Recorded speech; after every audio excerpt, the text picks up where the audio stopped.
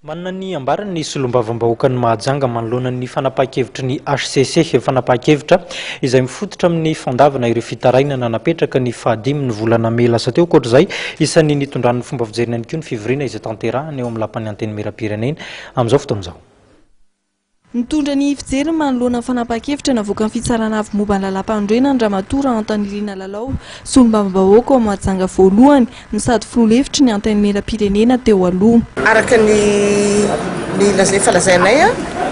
raha ohatra mivoaka ny fanapahan-kevitra ny HCC dia io zany zay vao maneho hevitra dia zao zany za afaka maneho ny hevitra fa ino no efa navoaka ny HCC zany raha mahafantatra sy raha mahita moa zava-misy eto fa zavatra somary mahagaga anahy fotsiny zany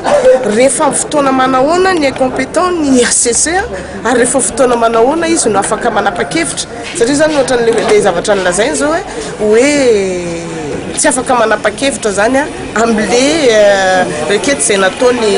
Mapara zany.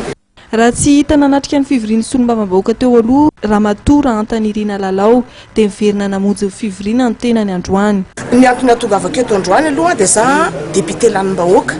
dia manaja an'ireo vahoaka izay nifidy anahy zany